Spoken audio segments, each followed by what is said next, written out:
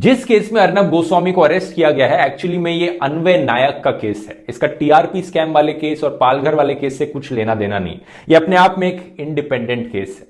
हमारी कहानी शुरू होती है आज से करीब 2.5 साल पहले 5 मई 2018 को। मुंबई बेस्ड इंटीरियर डिजाइनर जिनका नाम था अन्वय नायक, वो अपनी आत्महत्या कर लेते हैं। सेम दिन उनकी मदर की भी बॉडी पाई जाती है उसी घर में। पुलिस इस पूरे सीन में एक सुसाइड नोट डिस्कवर करती है जिसमें अन्वय नायक ने एलिजिडली लिखा था कि वो फाइनेंशियल प्रॉब्लम्स फेस कर रहे थे क्योंकि बहुत से लोग उन्हें बहुत सारा पैसा वो करते थे, उनको पेमेंट्स टाइम पर नहीं मिली थी, जिसकी वजह से उन्होंने ऐसा कदम उठाया। इस नोट में ये 3 लोगों को ब्लेम करते हैं, अर्नब गोस्वामी, फिरोज शेख और नीतीश सारदा। अपेरेंटली इन तीनों लोगों ने अन्वय से काम कराया था इंटीरियर डिजाइन का अलग अलग प्रोजेक्ट्स पर, लेकिन इन तीनों में से किसी ने अन्वय को पैसे नहीं दिए उस काम के। इस नोट के अकॉर्डिंग अर्नब गोस्वामी 83 लाख रुपीस ओ करते थे अन्वय को अपने स्टूडियो के काम के लिए। फिरोज शेख 4 करोड़ रुपए ओ करते थे और नीतीश सारदा 55 लाख रुपीस ओ करते थे। ये कोई नई कहानी नहीं है दोस्तों, ये 2 साल पुरानी खबर है। अगर आप पुराने अखबारों में चेक करेंगे आपको इसकी डिटेल्स मिल जाएंगी। इनफैक्ट ये नोट भी पब्लिकली अवेलेबल है, इसकी फोटो आप स्क्रीन पर देख सकते हैं। ये इंसिडेंट हुआ था अलीबाग शहर में, जो कि रायगढ़ डिस्ट्रिक्ट में आता है महाराष्ट्र के। इसके रिस्पांस में रायगढ़ पुलिस ने एक एफआईआर दर्ज करी थी और रिपब्लिक टीवी ने रिस्पांस में कहा था कि ये सारे चार्जेस को डिनाई करते हैं। करीब 1 साल तक इसकी इन्वेस्टिगेशन चली और अप्रैल 2019 में रायगढ़ पुलिस ने इस केस को क्लोज करने के लिए फाइल किया। यह कहा कि कोई सफिशिएंट एविडेंस नहीं पाया गया है। 16 अप्रैल 2019 को जुडिशियल मैजिस्ट्रेट ने पुलिस की समरी रिपोर्ट को भी एक्सेप्ट किया और इस केस को क्लोज कर दिया गया। लेकिन एक चीज याद रखिए दोस्तों, उस समय बीजेपी की सरकार थी महाराष्ट्र में, और जैसा मैं पहले के कई वीडियोस में बताते आया हूं कि जिस भी स्टेट में आप रहते हैं वहां की जो पुलिस है वो इशारों पर नाचती है रूलिंग पार्टी के। तो ये कोई बड़ी हैरानी की बात नहीं है कि कुछ लोग कहते हैं कि इस केस को पॉलिटिकल प्रेशर की वजह से बंद कर दिया उस वक्त पुलिस ने। लेकिन ऑब्वियसली जो वाइफ और बेटी थी अन्वय नायक की, वो इस चीज से खुश नहीं थी कि केस को बंद किया जा रहा है। यहां पर वो और इन्वेस्टिगेशन चाहती थी, वो चाहती थी कि जस्टिस मिल पाए अन्वय नायक को। इसी रीजन से उन्होंने प्रधानमंत्री को चिट्ठी भी लिखी थी कि इसमें इन्वेस्टिगेशन कंटिन्यू रहे। तीनों अक्यूज्ड को अरेस्ट किया गया पुलिस के द्वारा। आपने न्यूज में अर्नब गोस्वामी के बारे में सुना होगा, लेकिन जो बाकी 2 अक्यूज्ड थे जो नोट में मेंशन किया गया था जिनको, उन्हें भी अरेस्ट किया गया पुलिस के द्वारा। अरेस्ट के एकदम बाद अन्वय नायक की पत्नी और बेटी ने प्रेस कॉन्फ्रेंस करके कहा कि वो बिल्कुल खुश हैं इस चीज से। वो कहते हैं कि इस केस में कोई पॉलिटिक्स नहीं हो रही है और जो पुरानी इन्वेस्टिगेशन थी वो सिर्फ अर्नब गोस्वामी की वजह से सप्रेस करी गई थी। रिपब्लिक टीवी ऑब्वियसली रिस्पांस में कहता है कि यहां पर पावर का मिसयूज किया जा रहा है क्योंकि अर्नब ने महाराष्ट्र सरकार पर बहुत सवाल उठाए, उन्हें क्रिटिसाइज किया, इसलिए सरकार इस चीज की रिवेंज लेने लग रही है। और जहां तक अमाउंट्स का सवाल है, रिपब्लिक टीवी का कहना है कि 90% सारा पैसा अन्वय नायक की कंपनी को वो ऑलरेडी पे कर चुके हैं और बाकी पैसा उन्होंने पे नहीं किया क्योंकि काम कंप्लीट नहीं हुआ था, जो कि काम कंप्लीट होने के बाद ही पे करना था।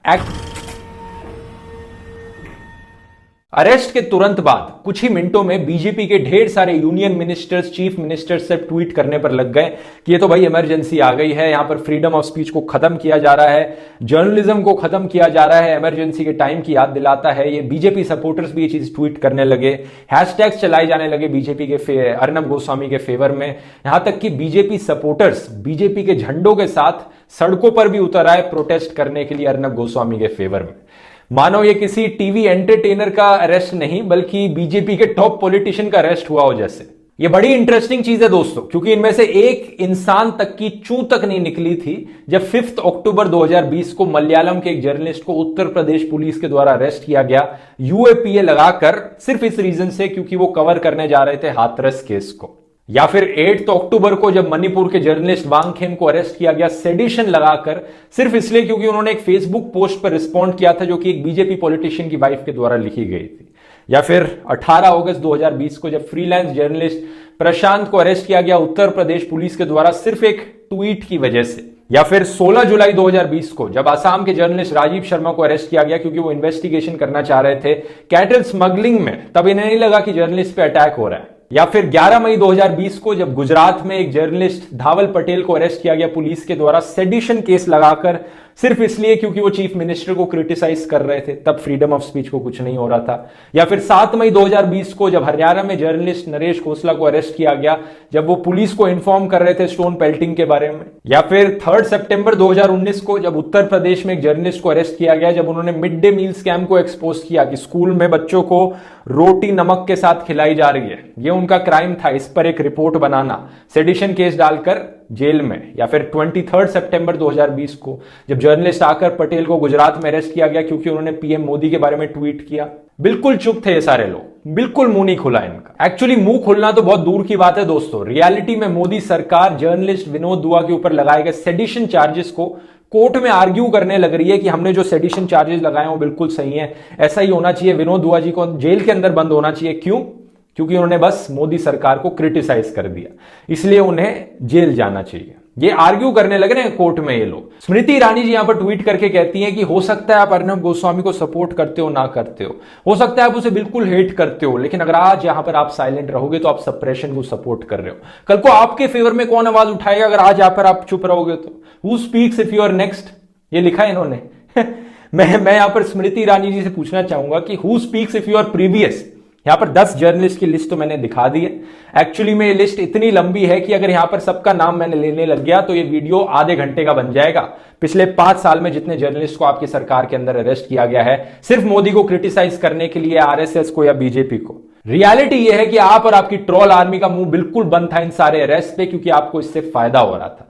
ये सारे जर्नलिस्ट सरकार से सवाल कर रहे थे, क्रिटिसाइज कर रहे थे, तो आपको अनकंफर्टेबल फील हो रहा था, तो ये जेल में जाए तो ठीक है। लेकिन आप और आपका सबसे वफादार प्लेयर जब जेल में जाएगा तो आपको इससे नुकसान होगा, इसलिए अब आप चिल्लाने लग रहे हैं कि ये बहुत बड़ा जुल्म है। किसी भी ऑन ड्यूटी पुलिस ऑफिसर पर अगर कोई हाथ उठाता है, खबरों के मुताबिक कल मुंबई पुलिस ने एक और एफआईआर दर्ज की थी जिसमें यह कहा गया था कि अर्नब ने पुलिस ऑफिसर्स को उनकी ड्यूटी करने से रोका, पुलिस ऑफिसर्स के काम में बाधा डाली, पुलिस ऑफिसर्स के साथ धक्का मुक्की की, और यह भी काफी बड़ा क्राइम है। तो ये जो 2 एफआईआर और की गई हैं, इनसे साफ पता चलता है कि अगर अर्नब को जमानत मिल गई उस केस में जिसमें वो ऑलरेडी जेल में हैं, तो फिर अर्नब को दूसरी एफआईआर के तहत गिरफ्तार किया जाएगा, और जब उस केस में जमानत मिलेगी तो फिर तीसरी एफआईआर के तहत उनको गिरफ्तार किया जाएगा। तो ये सब कुछ देखकर, जानकर और समझकर मुझे ऐसा लग रहा है कि अर्नब 10, 15, 20 दिन से पहले जेल से बाहर नहीं आ सकते हैं। मुंबई पुलिस ने पूरे तरीके से उनका इंतजाम कर दिया है कि वो जेल में ही रहें, और इसमें कुछ गलती अर्नब की भी है।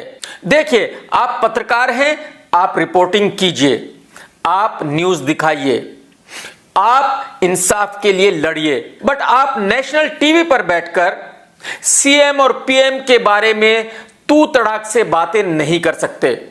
आपको तहजीब से बात करनी ही पड़ेगी, क्योंकि आप एक पढ़े लिखे आदमी हो और आप एक फेमस पर्सनैलिटी हो। आप कोई अरे गहरे लुक्खे नहीं हो कि आप किसी के बारे में कुछ भी कह सकते हो। आप अर्नब का यह वीडियो देखिए, किस तरह से वो सीएम के बारे में बात कर रहे हैं। सुन लो मेरी बात उद्धव ठाकरे, कान खोलकर सुनो उद्धव ठाकरे। मैं खुद भी क्रिटिसाइज करता हूं पीएम मोदी जी को, अमित शाह जी को और भी बाकी लोगों को, बट आज तक कोई कहीं भी एक मेरा ट्वीट नहीं दिखा सकता जहां मैंने पीएम मोदी कहा हो। मैं सिर्फ पीएम मोदी जी कहता हूं, मैं सिर्फ अमित शाह जी कहता हूं, मैं सिर्फ उद्धव ठाकरे जी कहता हूं।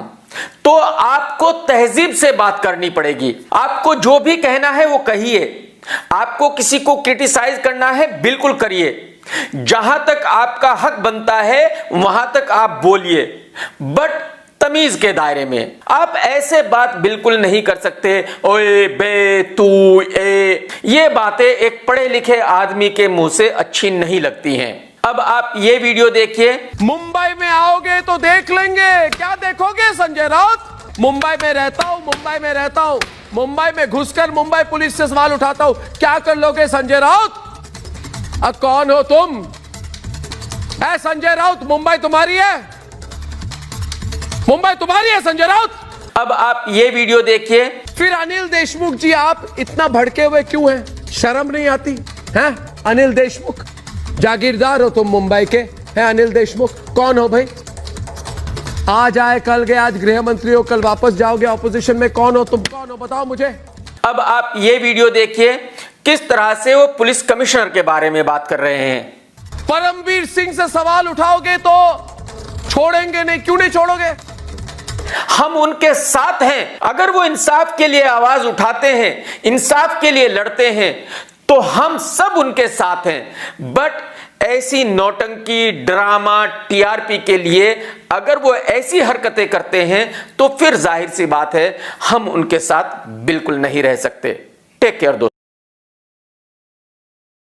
इस देश की सरकार को हम ये चैलेंज करना चाहते हैं कि अमित शाह, तुमको एक इंच तो क्या ये देश छोड़ करके वही भागना पड़ेगा जहां तुम्हारा बेईमान दोस्त नीरव मोदी भाग करके गया है। यह बात अपने दिमाग में हमने देश के खिलाफ कुछ कहा है तो इस तरह से मैं छुट्टा घूम नहीं सकता हूं। मुझे तुरंत पकड़ करके जेल में डालना चाहिए, नया धारा सेडिशन का लगाना चाहिए, पुलिस को तुरंत चार्जशीट फाइल करके हो सके तो मुझे गोली मारना चाहिए या फांसी पर चढ़ाना चाहिए। सवाल क्या है?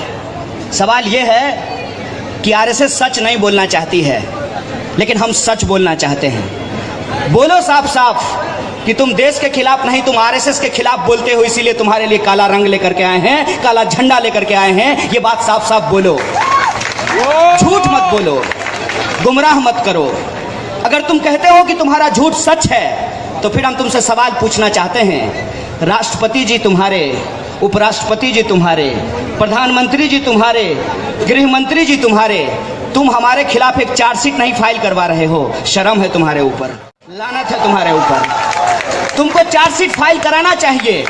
और अगर तुम्हारे गृह मंत्री तुमको फिर से निंदा और कड़ी निंदा कहकर करके गुमराह कर रहे हैं तो तुमको मुंह काला करना चाहिए अपने गृह मंत्री का, अपने प्रधानमंत्री का और अपने आरएसएस और भाजपा के लोगों का। ये सच की ताकत है और यही हम तुमसे ललकार रहे हैं कि सच क्या होता है और झूठ क्या होता है। हम विमर्श करना चाहते हैं और खुले तौर पे विमर्श करना चाहते हैं। बताओ कि सच क्या है? क्या हम देश के खिलाफ हैं कि तुम देश के खिलाफ हो? ये सवाल हम तुमसे पूछना चाहते हैं। पहचान पत्र की बदौलत एक तड़ी पार व्यक्ति इस देश का गृह मंत्री बन जाता है। मैंने नाम नहीं लिया, मैंने नाम नहीं लिया, मैंने नाम नहीं लिया, मैंने नाम नहीं लिया। ये ऑन रिकॉर्ड है, ये ऑन रिकॉर्ड है। मैंने नाम नहीं लिया। आप अपना भाषण जारी रखिए ना। मैंने नाम नहीं लिया। आप मेरी तरफ उंगली ना करें, मेरी तरफ उंगली ना करें, मेरी तरफ उंगली ना करें, मेरी तरफ उंगली ना करें। जिस पहचान पत्र की बदौलत एक आम साधारण नागरिक एक तड़ी पार को चुनकर देश का गृह मंत्री बना सकता है। आगे बढ़िए। एक चाय वाला, एक चाय वाला, एक चाय वाला, एक चाय वाला, एक चाय वाला, एक चाय वाला इस लोकतंत्र के अंदर एक वोट के अधिकार से सीधा चाय वाले से प्रधानमंत्री बन जाता है। उस वोटर आईडी कार्ड की कोई अहमियत नहीं। क्या बात करते हो? तड़ी पार कौन है? तड़ी पार कौन है? तड़ी पार कौन है? चाय वाला कौन है? तड़ी पार कौन है? तड़ी पार कौन है? चाय वाला कौन है? मैंने कुछ नहीं कहा, मैंने किसी का नाम भी नहीं लिया। आप क्यों इतना आग बबूला हो रहे हैं? इतना आग बबूला क्यों हो रहे हैं? इतनी गर्माहट क्यों? इतनी गर्माहट क्यों? क्यों इतनी मिर्ची लग गई? क्यों इतनी मिर्ची लग गई? आपको इतनी दिक्कत क्या हो गई? आपको इतनी जब नकली भोगी योगी बनकर के आपके सामने खड़ा है तब आपको सन्यास पे सवाल खड़ा करना पड़ेगा। एक हमारे योगी जी हैं, भगवा वस्त्र धारण करते हैं। भगवा रंग का इतिहास आरएसएस के जन्म के इतिहास से कई हजार साल पुराना है। आरएसएस 1925 में बना है। महात्मा बुद्ध का जो चीवर था उसका रंग भगवा था। साहू जी महाराज Sambhaji Maharaj anti caste movement जो महाराष्ट्र के अंदर हुआ उनका रंग भगवा था।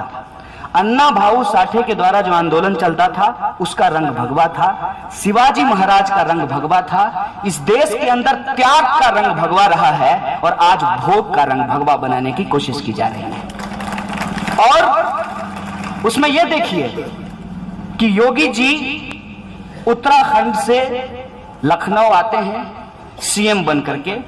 उससे पहले अपना पड़ाव डालते हैं वो गोरखपुर में।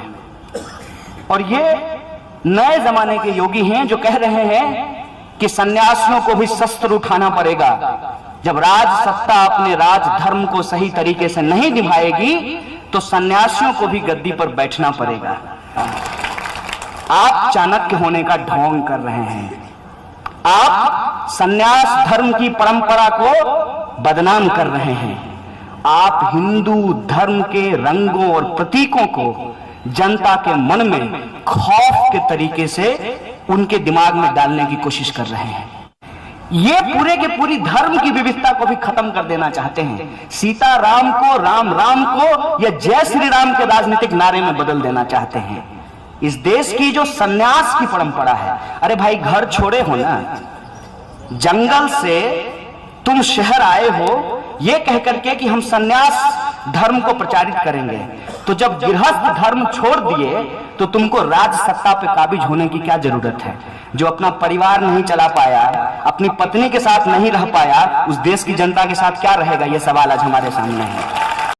अभी आपने देखा कि हिंदी सिनेमा की एक अदाकारा जेएनयू आई थी, कुछ नहीं बोली, नारा नहीं लगाई, मोदी जी का नाम नहीं लिया, मोटा भाई का भी नाम नहीं लिया, उनका बेटा जय शाह की भी चर्चा नहीं हुई, बीसीसीआई का सेक्रेटरी वो क्यों बन गया इस पे भी वो सवाल नहीं पूछी, कुछ नहीं बोली। वो आई, घायल विद्यार्थियों से मिल करके चुपचाप चली गई।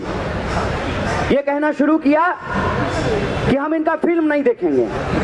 तो मेरे मन में एक सवाल आया कि भाई वो किसी का नाम ही नहीं ली, किसी पार्टी का नाम नहीं ली, किसी विचारधारा का नाम नहीं ली, किसी के खिलाफ नारा नहीं लगाया, तो फिल्म क्यों नहीं देखेंगे? कहाँ थे? हो सकता है अच्छे दिन के साथ सो रहे होंगे, उनका एड्रेस नहीं मिल रहा था। फिर वो आए और मीडिया को कहा कि जो ग्रेट पर्सनैलिटीज घायलों से आके मिल रहे हैं उनको उनसे भी मिलना चाहिए जिनकी पढ़ाई लिखाई बाधित है। इसको कहते हैं कि अपना काम नहीं कर पा रहे हैं, अपना कार नहीं खरीद कर पा रहे हैं, तो पड़ोसी जब कार खरीद के लाया है तो कह रहे हैं कि इसका रंग अच्छा नहीं है। दीपिका पादुकोण जेएनयू की वाइस चांसलर नहीं है।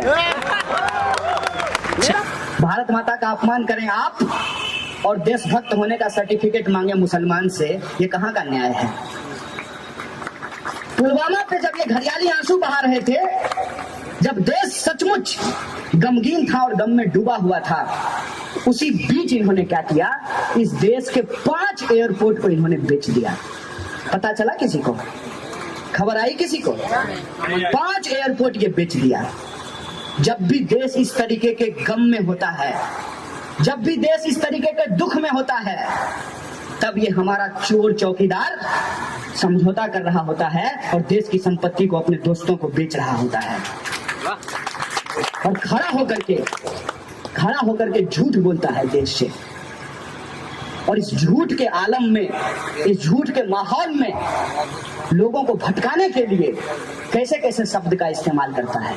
कहता है कि भारत को उन लोगों से ज्यादा खतरा नहीं है जो देश के बाहर के दुश्मन हैं, उन लोगों से ज्यादा खतरा है जो देश के भीतर हैं। तो तुम क्या कर रहे हो?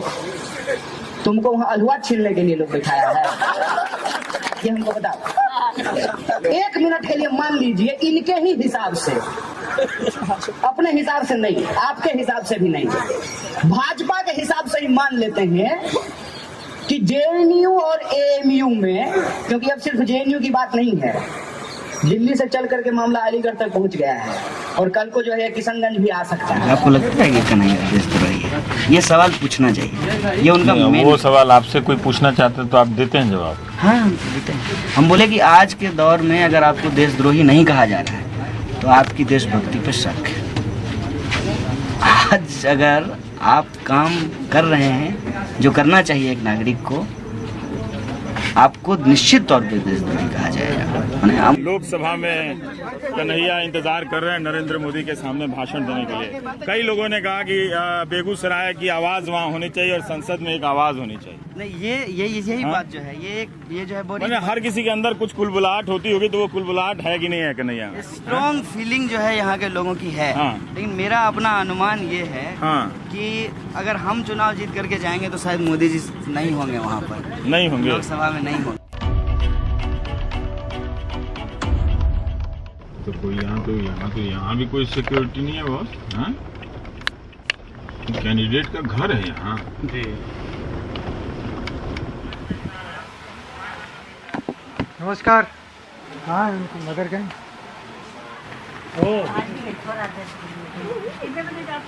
जी प्रणाम। प्रणाम। बेटा जीतेगा कि नहीं जीतेगा बोलिए। उम्मीद तो लगाए हो। उम्मीद है ना? हाँ तो बस हो गया।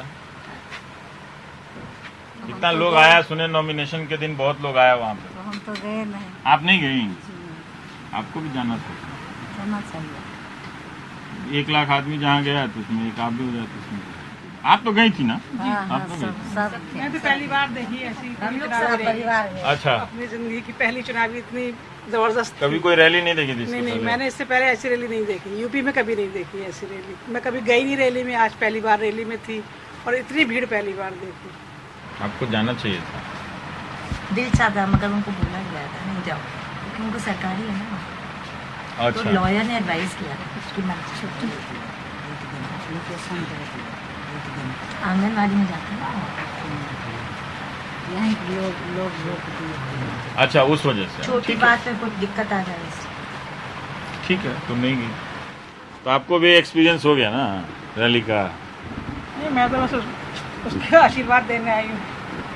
नहीं, अच्छा वो हर मेरी जैसे मजलूमों की आवाज़ बनेगा और संसद तक पहुँचेगा और लोगों की आवाज़ संसद में उठाएगा, मुझे भी इंसाफ दिलाएगा। मैं इस उम्मीद के साथ आई हूँ। मुझ जैसी माओं को और तमाम जो मजलूम हैं जिनके साथ जुल्म ज़्यादती हुई है, वो हम सब के साथ खड़ा होगा और हमें हमारी आवाज़ संसद में उठाएगा। आपको लगता है कि कन्हैया सबकी आवाज़ बनेगा? बिल्कुल बनेगा। नहीं बनेगा तो हम उसको डंडे मारेंगे, डंडों से मारेंगे। अच्छा, इतना क्लेम है आपका? है दावा है? जब वो जब उसमें माँ कहता है तो माँ की आवाज़ तो सुनना ही पड़ेगी उससे। उसने माँ माना है तो माँ की आवाज़ नहीं उठाएगा तो फिर किसकी आवाज़ उठाएगा? अपने भाई के लिए आवाज़ नहीं उठाएगा तो किसके लिए आवाज़ उठाएगा? ज़रूर उठाएगा। हम सबकी आवाज़ बनेगा कन्हैया और संसद तक पहुँचेगा इंशाअल्लाह। आप तो लगातार देख ही रहे हैं, मैं 2.5 साल से संघर्ष कर रही हूँ और एबीपी के गुंडे आज तक खुले घूम रहे हैं। उन्हें कोई अरेस्ट नहीं करने वाला पैदा नहीं हुआ। उम्मीद करती हूँ कि हुकूमत जाएगी और वो लोग अरेस्ट होंगे, क्योंकि उनमें से आज तक किसी के खिलाफ कोई एक्शन ही नहीं लिया गया। न नजीब को ढूंढने, जब हमारे हिंदुस्तान की 3 टीमें फेल हो जाती हैं नजीब को ढूंढने के लिए, जो टॉप टीमें हैं, जब वो फेल हो गई एक स्टूडेंट को ढूंढने में, तो बताइए हम कहाँ से टीम लाएंगे जो नजीब को ढूंढेगी? तो आम जन ढूंढेगा नजीब को अब, क्योंकि हमारी टीमें तो किसी लायक रही नहीं। मैं उनसे कई बार डिमांड कर चुकी हूँ सीबीआई के डायरेक्टर से कि आप लोग इस्तीफा दीजिए, क्यों बैठे हुए ऐसे तनख्वाहें ले रहे हैं जब आपको काम ही नहीं करना है। इतनी बड़ी बड़ी घूस लेके जब काम करेंगे तो आम हम जैसे लोगों की, गरीब लोगों की कौन इंक्वायरी करेगा? कौन हमारे बच्चों को ढूंढेगा? कौन हमें इंसाफ दिलाएगा? और चौराहा मेरा घर है दिल्ली का, मैं जाने वाली नहीं हूँ दिल्ली से जब तक मेरा बेटा मुझे नहीं मिलेगा। मैं डटी रहूँगी, खड़ी रहूँगी वहीं। मैं लोगों से कहती हूँ आप डरो मत। जो ये लोग यही चाहते हैं कि आप लोग गरीब, मजलूम और लेबर क्लास लोग ना पढ़े ना आगे बढ़े, बस यही काम करती रहे, लेबर ही बनी रहे। इनके बच्चे पढ़ेंगे, लिखेंगे, आगे बढ़ेंगे, इनकी तरक्की होगी, हमसे सवाल करेंगे। तो वो हमारे सवालों से डरते हैं। जैसे कन्हैया सवाल करता है उससे डरता है। तो ऐसे सवाल 10 कन्हैया नहीं 1000 कन्हैया पैदा होंगे और सवाल करेंगे, उनको जवाब देना पड़ेंगे। Not present Shri Sanjay Raut 3 minutes समय है यहाँ पर, बोले 3 मिनट्स। 3 मिनट में क्या होगा? वही समय है 6 घंटे। सिटीजन अमेंडमेंट बिल 2019 जो लोकसभा में पास होकर राज्यसभा में आया है, अगर पाकिस्तान की भाषा हमको पसंद नहीं है तो हमारी इतनी मजबूत सरकार है, पाकिस्तान को खत्म करो। पाकिस्तान ऑक्युपाइड हाँ, हम आपके साथ हैं। आप संजय जी चेयर को संबोधित कर बोले और बीच तो में हम हैं आपके साथ, पाकिस्तान हो या जो हिंदुस्तान के हमारे जो भाई वहां इस देश में अल्पसंख्यक के उसको तकलीफ होती है, उनका छल होता है, तो हमारा एक मजबूत देश, मजबूत प्रधानमंत्री, हमारे मजबूत गृह मंत्री जी, आपके ऊपर हमारी आशा है। आपने 370 को हटाया, हमने जी जान से आपको समर्थन दिया है, देते रहेंगे। आज देश के बहुत से हिस्से में मैं देख रहा हूं इस बिल को विरोध हो रहा है, हिंसा हो रही है। आसाम हो, त्रिपुरा, मिजोरम, मणिपुर, ठीक है, एक सेक्शन समर्थन में है, एक सेक्शन विरोध में है। वो भी देश के नागरिक है, देशद्रोही नहीं है, तो देशभक्ति का प्रमाण पत्र किसी से लेने की हमें जरूरत नहीं है। हम कितने कठोर हिंदू है उसका हमें प्रमाण पत्र नहीं चाहिए। जिस स्कूल में आप पढ़ते हो हम उस स्कूल के हेडमास्टर है, आपको बताना चाहिए। और हमारे स्कूल के हेडमास्टर बाला साहब ठाकरे थे। दलित की बेटी, पिछड़ा और मुस्लिम को कोई प्रधानमंत्री नहीं बनने देता, ये मैंने कहा है। मायावती जी से मेरा व्यक्तिगत संबंध अच्छा है, मैं जानता हूं। अब ये लोग टिकट सियोर करने के लिए और इलेक्ट्रॉनिक ये दिखाते रहते। मायावती ने हाल के चुनाव में हमारे उम्मीदवार को मतदान किया। भाई प्रधानमंत्री की इच्छा है, सबकी इच्छा है, देखिए कौन बनने देता, कौन मुलायम सिंह यादव को, कौन लालू यादव को, कौन मायावती को, कौन माइनॉरिटी के लोगों को, किसी को कोई बनने देना चाहता है। और पीएम साहब तो इसमें अपवाद हैं, प्रधानमंत्री जी। और फिर ये अकाली दल के लोगों को सोचना चाहिए। वाहे गुरु जी के खालसा, वाहे गुरु जी का फतह। महंगाई के जमाने में, सोनिया जी के समय में हम थे, उसमें सोनिया जी के मंत्रिमंडल में, तब प्याज के दाम बढ़ गया था। प्याज के प्याज का माला बना करके बीजेपी वाला घूमता था। अब क्या हाल हो गया? मोदी जी बोलते हैं 40 रुपया किलो कर दूं, 60 रुपया किलो कर दूं, लो 80 रुपया किलो कर दिया। 40 रुपया किलो कर दूं, भाई बहनों 80 रुपया कर दिया। कहा था गरीब अमीर के बात नहीं, ये रामदेव, अन्ना हजारे और उनके पार्टी के लोग बोला था काला धन, ना को दम कर दिया कांग्रेस पार्टी का। रामदेव को बोला था लोगों को कि हम योगासन करेंगे रामलीला मैदान में, और जब पुलिस आई तो कुदासन कर दिया।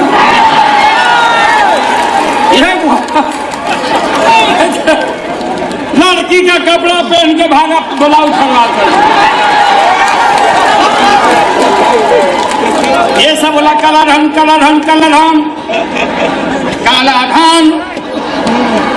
सब कांग्रेस के नेता का नाम लिख के बोला भी फायदा होता। हमारी 7 बेटी 2 बेटा, और लालू और राबड़ी 11, 15.5 से गुना कर दो, 1 करोड़ कई लाख हो जाता। बैठ के चाहते रहते हम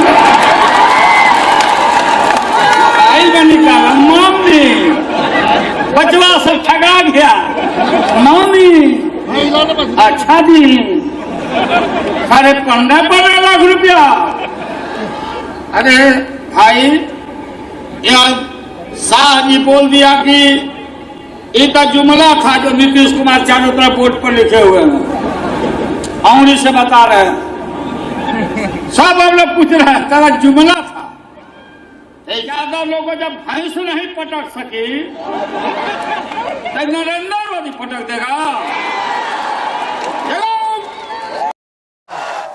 और मेरे बाबूजी का नाम जयशंकर है। मेरे सर्टिफिकेट में लिखा हुआ है JAI और छोटकिनवा भाई के सर्टिफिकेट में लिखा हुआ है JAY। बाबूजी तो एक ही है ना, बाबूजी तो एक ही है ना।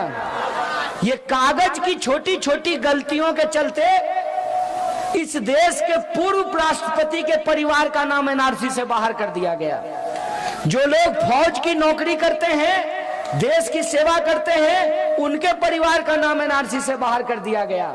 मजेदार तो ये है कि बाप का नाम NRC में है, माँ का नाम NRC में है, एक भाई का नाम भी NRC में है, दूसरे भाई का नाम NRC से बाहर कर दिया गया। तो क्या वो ईमेल से आया था? व्हाट्सएप फॉरवर्ड नहीं है वो भाई, वो तो है बच्चा उसी का, उसी माँ बाप का। तो माँ बाप नागरिक हैं, एक बेटा भी नागरिक है, दूसरा बेटा नागरिक नहीं है। ऐसा कैसे होता है? ऐसा इसलिए होता है कि यहाँ पुलिस के लोग खड़े हैं, आपको बता देंगे। सरकार है ये लोग, सरकार यही है आपके बीच में। सरकार मुंह देख करके काम नहीं करती है, सबूत देख करके काम करती है। और सबूत आप क्या पेश कीजिएगा? आप कागज पेश कीजिएगा। और कागज की हकीकत यह है कि वोटर आईडी जो ये साबित करता है कि आप मतदाता हैं, नाम आपका रहेगा और फोटो आपकी पत्नी की उसमें लगी हुई रहेगी। रहता है कि नहीं रहता है? कितने लोग हैं जिनका वोटर आईडी पे जन्मदिन सही छपा हुआ है? बिहार की स्थिति यह है, लोग पैदा किसी महीने में हुआ हो, लेकिन सर्टिफिकेट पे जन्मदिन जनवरी में लिखा रहता है। हम ये नहीं जानते हैं क्या? लोग जन्मता 87 में है और सर्टिफिकेट में 89 लिखा रहता है। क्या सिपाही जी, होता है कि नहीं होता है? लोग जन्मता 89 में है और लिखा हुआ 91 रहता है, जन्मता 90 में है और लिखा हुआ 92 में रहता है। क्योंकि लोग इस देश में जब कम पढ़े लिखे हैं तो उनको नहीं मालूम है कि उनके बाबूजी कब पैदा हुए थे। अगर कभी कभी पूछिएगा अपने बाबूजी या दादाजी को जाकर के कि दादा आप कब पैदा हुए थे, तो कहेंगे उस साल झंझारपुर में बहुत तेज बाढ़ आया था, सब कुछ डूब गया था। साल पता ही नहीं है। ये कागज की स्थिति है।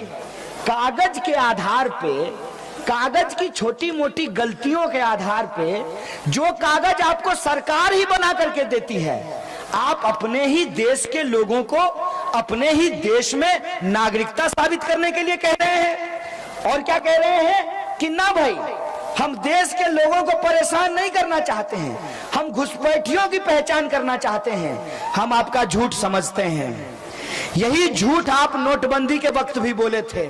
नोटबंदी के वक्त आपने क्या कहा था कि परेशान मत होइए, 50 दिन का बात है, लाइन में लग जाइए, 500 और 1000 का नोट बदल दीजिए, काला धन वापस आ जाएगा, आतंकवाद रुक जाएगी। आया काला धन वापस? रुका आतंकवाद, रुका नक्सलवाद। तो ये झूठ बोला गया। फिर ये झूठ बोला जा रहा है कि घुसपैठियों की पहचान करेंगे। अपने दिमाग में डाल लीजिए, ये कोई घुसपैठियों की पहचान नहीं करना चाहते हैं। ये घुसपैठियों की पहचान नहीं, सरकार अपनी परीक्षा में फेल हो गई है। आपके बच्चों को हर साल 2 करोड़ नौकरी देने में फेल हो गई है। किसानों को उनके फसल का दाम दोगुना करने में फेल हो गई है। महिलाओं के ऊपर होने वाला अत्याचार रोकने में फेल हो गई है। और इस देश में आपके खाते में 15 लाख आप पहुंचाने में फेल हो गई है। तो ये आपसे आपका कागज मांग रही है और आपको आपका नागरिकता का इम्तिहान देने के लिए कह रही है। दिक्कत क्या हो गई? आपको इतनी परेशानी क्या हो गई? इसमें अभी तक विदेशी कहे जा रहे हैं, उनको ये नागरिकता दे रहे हैं बिना किसी कॉमा फुल स्टॉप के। और इस देश के अंदर जो सदियों से दशकों से रह रहे हैं, उनको ये कहते हैं कि अगर तुम इस देश के नागरिक हो तो तुम्हें कागजात देने पड़ेंगे, तुम्हें प्रूफ करना पड़ेगा कि तुम इस देश के नागरिक हो। ये अजीब विडंबना है। हमारे पास वोटर आईडी कार्ड है, हमारे पास आधार कार्ड है, हमारे पास पैन कार्ड है, हमारे पास पासपोर्ट है, उनको ये हमारे कागज नहीं मानते। जिस वोटर आईडी कार्ड से इनको सत्ता में चुनकर भेजा गया, जिस वोटर आईडी कार्ड से ग्राम पंचायत हो, निगम का चुनाव हो, विधानसभा का चुनाव हो या देश की सर्वोच्च संस्था लोकसभा का चुनाव हो, जिस वोटर आईडी से देश के 128 करोड़ लोग इनको चुनकर भेजते हैं, उस वोटर आईडी कार्ड को भी ये हमारा सबूत के तौर पर मानने को तैयार नहीं। बहुत ही हास्यास्पद बात है कि जिस पहचान पत्र की बदौलत एक तड़ीपार व्यक्ति इस देश का गृह मंत्री बन जाता है, जिस मैंने नाम नहीं लिया, मैंने नाम नहीं लिया, मैंने नाम नहीं लिया, मैंने नाम नहीं लिया, मैंने नाम नहीं लिया, ये बहुत ही हास्यास्पद है, ये बहुत ही हास्यास्पद है। ये ऑन रिकॉर्ड है, ये ऑन रिकॉर्ड है, ये ऑन रिकॉर्ड है, ये ऑन रिकॉर्ड है। मैंने नाम नहीं लिया। आप अपना भाषण जारी रखिए ना। मैंने नाम नहीं लिया। आप अपनी बात जारी रखिए। मैं अध्यक्ष जी यही कह रही हूँ, मैं अध्यक्ष जी, आप मेरी तरफ उंगली ना करें, मेरी तरफ उंगली ना करें। सारे प्रिविलेज का मामला है। पहले उन्होंने मेरी तरफ उंगली करी क्यों? अपनी बात कहते रहिए।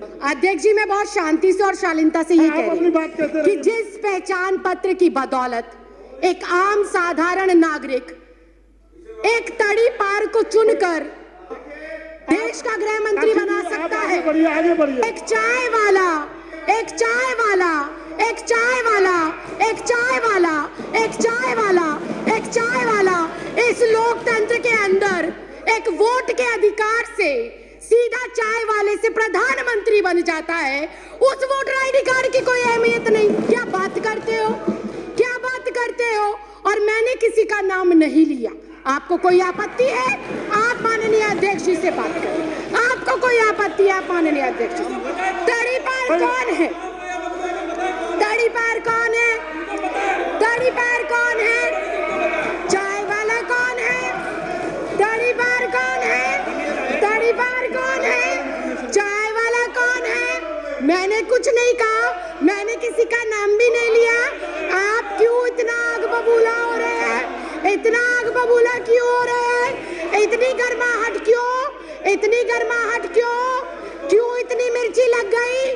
क्यों इतनी मिर्ची लग गई? आपको इतनी दिक्कत क्या हो गई? आपको इतनी परेशानी? ये जो भाजपा सरकार है, ये एक संकीर्ण मानसिकता की सरकार है।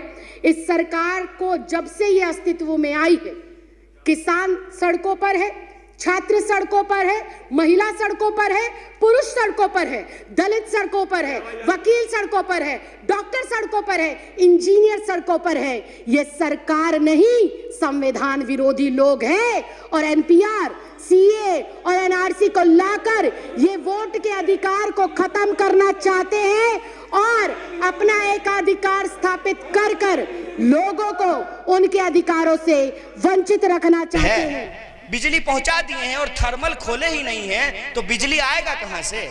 भाषण देने से तो बिजली आएगी नहीं। बिजली तो तब आएगी ना जब आप थर्मल खोलेंगे, और जब आप थर्मल खोलेंगे तो बिहार के लोगों को रोजगार मिलेगा। जब यही उद्योग लगेंगे तो यही रोजगार मिलेगा। क्यों घर बार छोड़ करके उन लोगों को जाना पड़ेगा? हजारों किलोमीटर पैदल चल करके लोग आए थे, छठ का भी इंतजार नहीं किए हैं, वापिस लोग ट्रेन पकड़ पकड़ करके जाना शुरू कर दिए हैं। कौन है इसके लिए जिम्मेवार? आप सब जानते हैं कि देश का सबसे कठिन परीक्षा यूपीएससी लेती है। यूपीएससी में हर बार बिहार के लड़के बहुत अच्छा करते हैं। आप कोई भी राज्य का नाम ले लीजिए, आप गुजरात का नाम ले लीजिए, महाराष्ट्र का नाम ले लीजिए, वहां का जो सेक्रेटरी होगा, चीफ सेक्रेटरी होगा, कोई ना कोई बिहारी होगा। आप यूएन का नाम ले लीजिए, यूनिसेफ का नाम लीजिए, उसमें काम करने वाले बिहारी लोग हैं। ऐसा नहीं है कि हमारे पास प्रतिभा नहीं है। केरल देश का सबसे साक्षर राज्य है। केरल राज्य में इस बार जो लड़की टॉप की है वो बिहार की रहने वाली है, शेखपुरा की रहने वाली है। हमारे अंदर प्रतिभा है, लेकिन हमारी प्रतिभाओं को परिष्कृत नहीं किया जाता है, मानव संसाधन का प्रबंधन नहीं किया जाता है। और यह प्रबंधन क्यों नहीं किया जाता है? इसलिए नहीं किया जाता है कि सरकार को पता है कि 5 साल काम नहीं करेंगे, जब चुनाव आएगा तो जात पात कर देंगे, हिंदू मुसलमान कर देंगे, चुनाव जीत जाएंगे, काम करें या ना करें। ये जो अभिमान है इस सरकार का, बोलिए अभिमान इस सरकार का टूटना चाहिए कि नहीं टूटना चाहिए? सरकार जो समझती है कि वो मालिक है, जनता को याद दिलाना चाहिए कि नहीं दिलाना चाहिए कि आप मालिक हैं, आप सरकार बना सकते हैं, आप सरकार गिरा सकते हैं, ये याद उनको दिलाना चाहिए कि नहीं दिलाना चाहिए? गुरूर और गुमान देखिए, सत्ता का अभिमान देखिए, ये सरकार नहीं अहंकार है। इस अहंकार का जवाब बिहार की जनता को देना पड़ेगा। पूरी दुनिया और पूरा देश बिहार की तरफ देख रहा है कि लॉकडाउन के दौरान जो बिहारी मजदूरों को अपमानित किया गया, क्या बिहार के उनके भाई बंधु, उनके माँ बाप, उनके घर वाले, उनके रिश्तेदार इस सरकार को सबक सिखाते हैं कि नहीं सिखाते हैं? ये आंख गड़ा करके देख रहे हैं। मैं आपसे पूछना चाहता हूं कि क्या आप ऐसी बेशर्म सरकार को बदलना चाहते हैं कि नहीं बदलना चाहते हैं? मैं आपसे यह पूछना चाहता हूं कि जब सरकार से पूछा गया कि लॉकडाउन के दौरान कितने मजदूर मारे गए हैं, इसका डेटा दीजिए, तो सरकार कहती है कि नहीं बताएंगे। पीएम केयर फंड में कितना पैसा आया, सरकार कहती है नहीं बताएंगे। साहब आप भी नहीं बताएंगे ना, तो हम भी इस बार आपको वोट नहीं देंगे। ये बात अपने दिमाग में आप डाल लीजिए। आपको जो भ्रम हो गया है कि आप पैसे की ताकत से तमाम तरह के चैनलों को कंट्रोल करके आप लोकतंत्र को गिरवी रख सकते हैं, तो इस बार बिहार आपका भ्रम तोड़ेगा। बोलिए टूटेगा कि नहीं टूटेगा इनका भ्रम? अगर ये भ्रम आप तोड़ना चाहते हैं तो आपको इस बार आर पार की इस लड़ाई में अपना रास्ता अख्तियार करना पड़ेगा, अपना किनारा आपको चुनना पड़ेगा।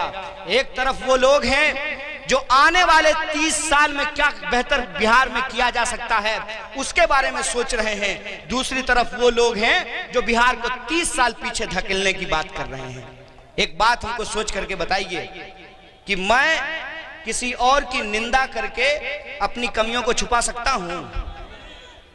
किसी और के ऊपर कीचड़ उछालने से क्या मैं बेहतर हो सकता हूं? ये कौन सी बात होती है कि 15 साल से सरकार आप चला रहे हैं और अपने 15 साल का हिसाब किताब देने की बजाय आप ये कह रहे हैं कि उससे 15 साल पहले क्या हुआ था उसके बारे में जानकारी दे रहे हैं। क्या मतलब है हमको इस बात से बताइए? क्या लेना देना है इस बात से?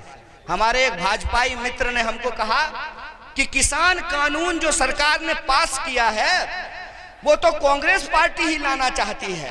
हम बोले अगर कांग्रेस पार्टी को ही लाना था और जनता चाहती थी कि ये कानून आए तो फिर माननीय मनमोहन सिंह ही देश के प्रधानमंत्री जी होते ना, मोदी जी क्यों ढोल बजा रहे हैं? ये कौन सी बात होती है कि हर चीज के जवाब में आप कहते हैं कि ये तो कांग्रेस पार्टी ही करने वाली थी, तो कांग्रेस पार्टी ही करती तो लोग आपको क्यों वोट दिया है? 300 से ज्यादा सीट लोग आपको क्यों जिताया है? इसको कहते हैं कि नाच ना आवे आंगन टेढ़ा। इसको कहते हैं कि जिसके अंदर खुद ही 100 छेद हो वो दूसरे का छेद गिन रहा है। सुने ना कहावत, चलनी दुसलक सूप का, चलनी जो है सूप को दूसने के लिए चला है। आप ये बताने के लिए तैयार नहीं है कि आप 15 साल में क्या किए हैं। आप इस सवाल का जवाब नहीं दे रहे हैं कि आपने ही तो वादा किया था ना कि हर भारतीय के खाते में 15 लाख रुपया पहुंचाया जाएगा। बोलिए आप में से किसके खाते में 15 लाख आया है? अगर एको को किसी के पास आया था हाथ उठाइए। अगर कोई आदमी आपको मिल जाए, अगर कोई भाजपाई के भी खाते में आया होगा 15 लाख तो आप हमको बता दीजिए। किसी के खाते में 15 लाख रुपया नहीं आया। आपने ही वादा किया था ना, हम जबरदस्ती तो नहीं बुलवा दिए थे आपको। अपने ही मुंह से आप बोले थे कि 2 करोड़ रोजगार देंगे। कितने लोगों के लिए रोजगार पैदा किया गया है? कितने लोगों को रोजगार मिला है? आपका वादा था, आपने वादा किया। क्या बोले थे हमारे मुख्यमंत्री साहब कि चाहे जो हो जाए बिहार को विशेष राज्य का दर्जा दिलवा करके रहेंगे। मिल गया बिहार को विशेष राज्य का दर्जा। साफ साफ झूठ बोल रहे हैं। अपने किसी सवाल का जवाब नहीं है आपके पास और इन सवालों को गुमराह करने के लिए आप तरह तरह का प्रोपेगेंडा करते हैं, तरह तरह का प्रपंच करते हैं और जो हमारे बुनियादी सवाल है उसका जवाब देने के लिए आप तैयार नहीं हैं। आप ये बताने के लिए तैयार नहीं हैं कि अगर आप रेलवे बेच दीजिएगा तो बिहार के लड़के कहां नौकरी लेंगे, आप BSNL बेच दीजिएगा तो बिहार के लड़के कहां नौकरी लेंगे।